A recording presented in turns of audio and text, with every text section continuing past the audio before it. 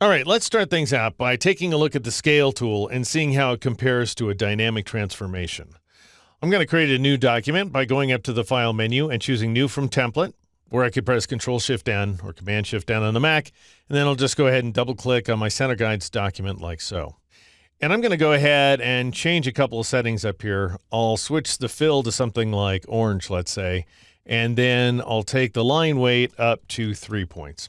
And next, I'll grab my rectangle tool, which of course I can get by pressing the M key, and I'll just go ahead and Alt-click or Option-click at the intersection of those two guides to bring up the rectangle dialog box, and I'm going to dial in 100 for both the values and click OK. Next, I'll go ahead and double-click on one of these round corner widgets in order to bring up the transform panel, and I'll dial in around this value of 20 points, and because I have my link icon turned on, that goes ahead and rounds off all the corners. All right, now I'll go ahead and hide that transform panel, and I'll press the V key to switch back to my black arrow tool.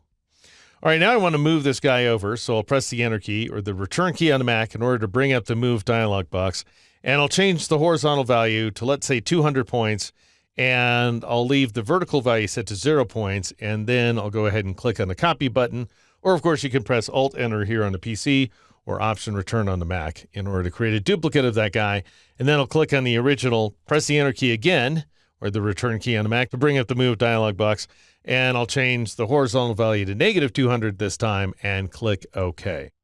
All right, so again, the purpose here is to demonstrate the difference between working with the transform effect that we saw in the previous chapter and the old school scale tool.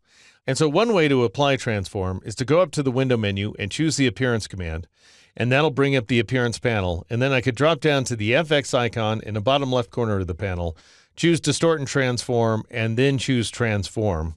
Another way to work, however, is to just go up to the Effect menu, choose Distort and Transform. Notice we're seeing the exact same commands, and then choose the Transform command. So either the Effect menu or this FX icon, either way is going to work. And now I'll change the scale values to 300% each, like so. And then I'll turn on the preview checkbox just so we can see what's going on. And something that I want you to notice here is that the transform effect goes ahead and increases the roundness of the corners. So it goes ahead and scales that round corners we're seeing right here.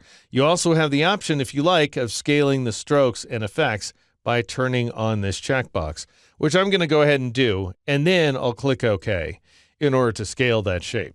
All right, now let's see how a dynamic transformation compares to a static one. I'll go ahead and click on this shape right there, and then I'll select the scale tool, which, by the way, you can get by pressing the S key.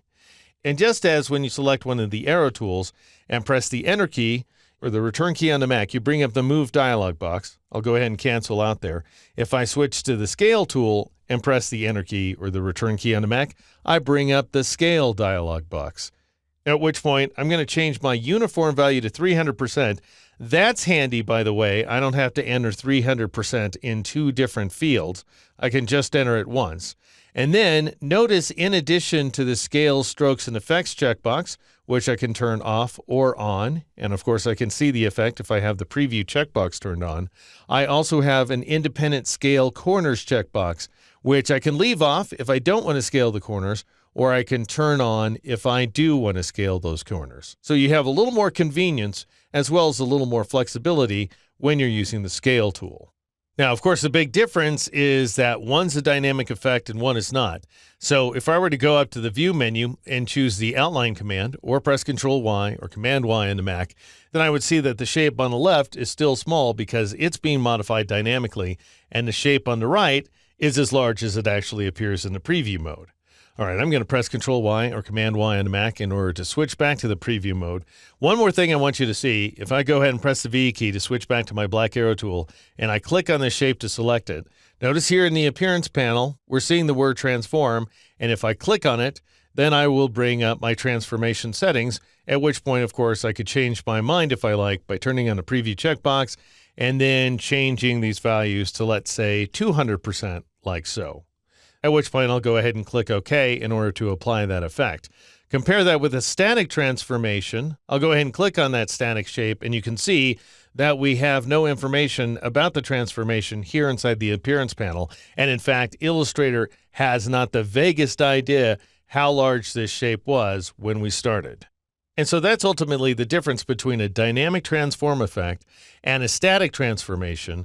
The former allows you to change your mind anytime you like.